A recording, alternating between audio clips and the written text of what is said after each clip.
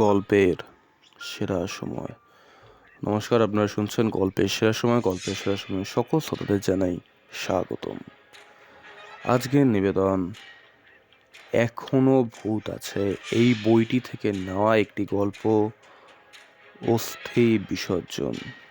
গল্পটি ভালো লাগলে লাইক করবেন, শেয়ার করবেন এবং চ্যানেলটি সাবস্ক্রাইব করে পাশে থাকবেন। শুরু হচ্ছে আজকের নিবেদন, অস্থি বিসর্জন।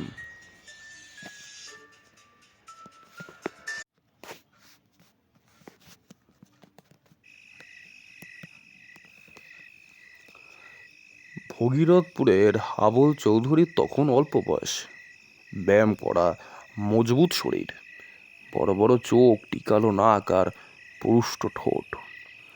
কুচকুচে কালো চুল উল্টিয়ে আঁচড়াতো সে। ভয় কাকে কয় তা সে জানতো না। একটি সাইকেল ছিল তার, আর এই সাইকেলের প্যাডেলে পা দিয়ে সে ঘুরে বেড়াতো গায়ের পথ।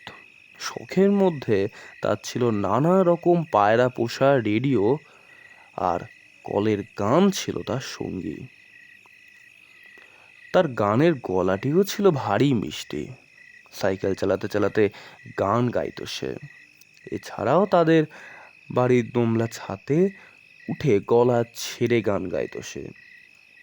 সে সুরের মূর্ছনায় তার ভাইপো ও ভাইজি আর বৌদিরা মুগ্ধ হয়ে তারিফ করত তার। সব সময় পরিষ্কার জামা কাপড় পরত সে। বিকেলবেলা হলেই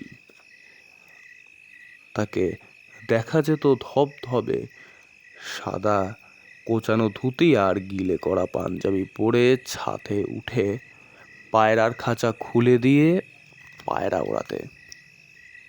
আয় আয় শব্দ করে পায়রাদের খাঁচা থেকে বের করে নীল আকাশে উড়িয়ে দিত সে। প্রায় 30-35টা সুন্দর সুন্দর পায়রা ছিল তার।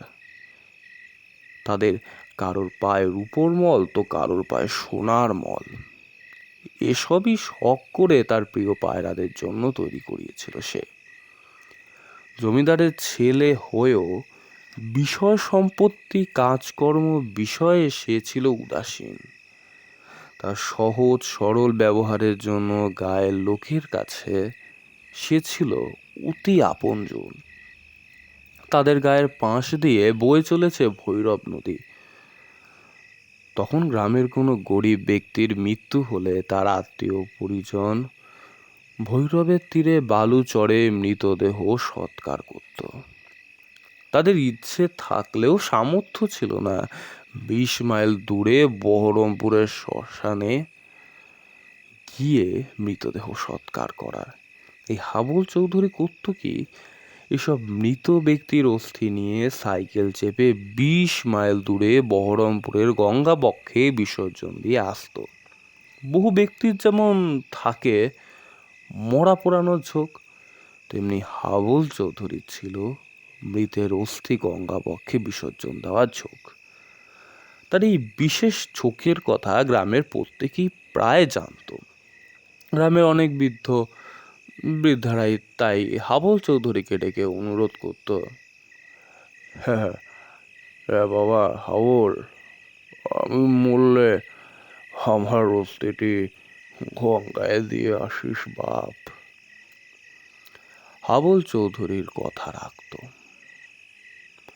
তার বাড়ির লোকেদের আপত্তিতে কান দিত না সে। বাড়ির লোকরাও বুঝে গেছিল যে বারণ করলেও এ কাজ থেকে হাবলকে বিরত করা যাবে না।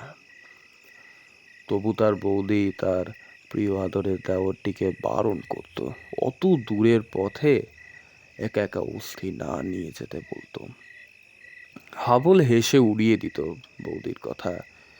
এমনি একবার হাবল চৌধুরীদের গ্রামের এক ব্যক্তির মৃত্যু হলো।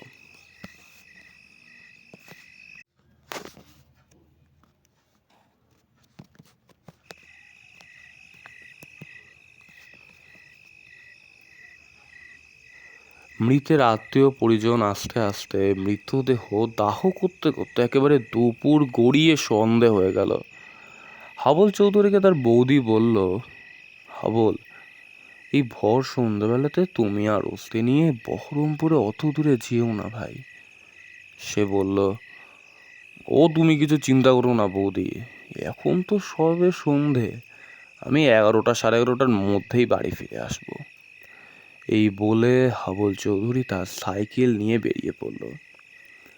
ভৈরবের তীরে বালুর চরে যেখানে মৃতদেহ দাহ করা হয়েছে, এখন সেখানে মৃতের আত্মীয় পরিজন দাঁড়িয়ে আছে। মাটির হাঁড়িতে অস্থি ভরে নিয়ে তাকে লাল কাপড় দিয়ে বেঁধেছে তারা। তারা হাবল চৌধুরীর অপেক্ষাতেই ছিল। হাবল চৌধুরীকে সাইকেলে চেপে আসতে দেখে অস্থি হাতে মৃতের আপনজন এগিয়ে এলো। হাবল চৌধুরী তাদের সমবেদনা জানিয়ে অস্থির হাঁড়িটা রডে ঝুলিয়ে সাইকেলে প্যাডেলে চাপ দিল। হাবল চৌধুরী চলছে জোরে সাইকেল চালিয়ে। আকাশে চাঁদ উঠেছে, ফুরফুরে হাওয়া বইছে। সাইকেল চালাতে চালাতে হাবল চৌধুরী গলা ছেড়ে গান ধরেছে, চাঁদের হাসির বাঁধ ভেঙেছে। গান গাইতে গাইতে হাবল চৌধুরী অনেকটা পথ পেরিয়ে গেছে। গায়ের পথ রাত হলেই ফাঁকা হতে থাকে। মাঝে মাঝে দু একজন পথ চলতি মানুষের দেখা পাচ্ছে হাবল চৌধুরী। তাদের মধ্যে সকলেই প্রায় তার পরিচিত। হাবল চৌধুরী যে অস্থি নিয়ে গঙ্গাতে বিসর্জন দিতে যায় সে কথা এদের সকলেই প্রায় জানে। তাদের মধ্যে দু একজনের আবার হাবল চৌধুরীকে ডেকে জিজ্ঞাসা করছে, কি হলো হাবু, আজ আবার কে গেল? হাবল চৌধুরীও তাদের প্রশ্নের উত্তর দিতে দিতে এগিয়ে চলেছে। এমনি করে সাইকেল চালাতে চালাতে প্রায় বহরমপুরের কাছাকাছি সে চলে এসেছে। হঠাৎ হাবল চৌধুরীর পাশ দিয়ে প্রচন্ড জোরে একটা বাতাস বয়ে গেল। সেই বাতাস যেন হাবল চৌধুরীকে কিছু বলে গেল। সে বাতাসের এতই জোর যে হাবল চৌধুরী সে কথা বুঝতে পারল না। সাইকেল সমেত পড়ে যেতে যেতে নিজেকে সামলে নিল। কি ব্যাপার হলো ভাবদি না ভাবদি আবার একটা জোর বাতাস তার কানের পাশ দিয়ে বয়ে গেল।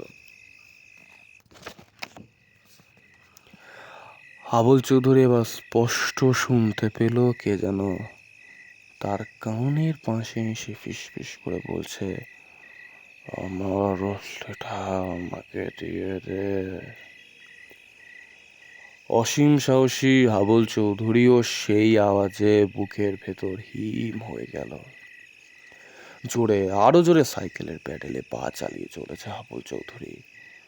এবার তার কানের পাশ দিয়ে আরো জোরে হাওয়া বয়ে গেল। সেই হাওয়ার মধ্যে থেকে একটা কাঁটা হাত ভেসে এসে হাবল চৌধুরীর গালে সজোরে এক চড় মারল।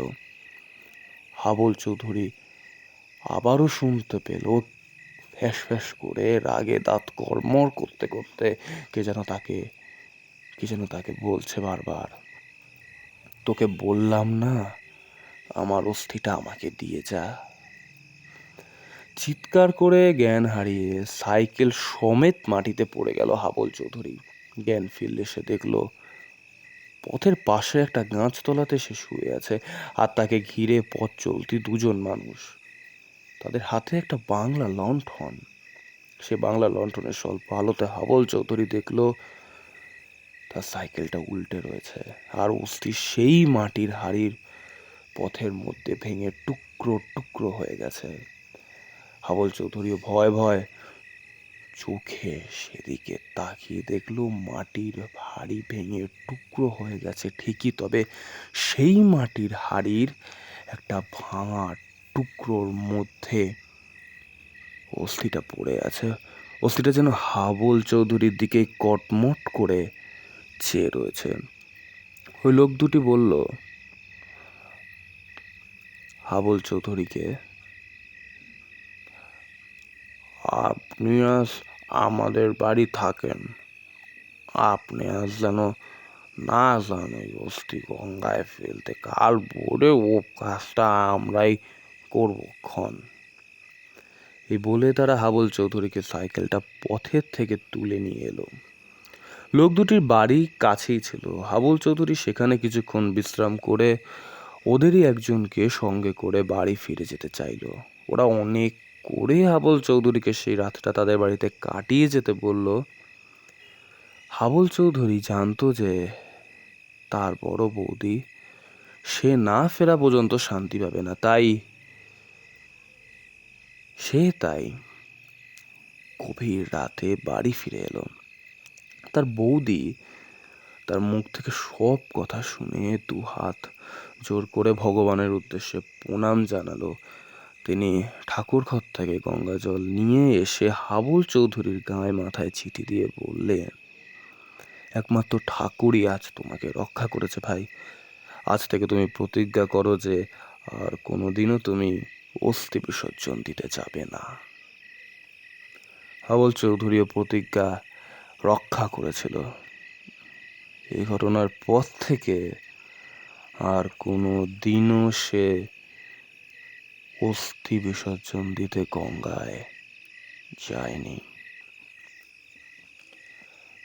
শুনছিলেন এতক্ষণ অস্থি বিসর্জন। গল্পটি ভালো লাগলে লাইক করুন, শেয়ার করুন এবং প্লিজ প্লিজ প্লিজ আমাদের চ্যানেলটি সাবস্ক্রাইব করে নিন এবং পাশে থাকুন।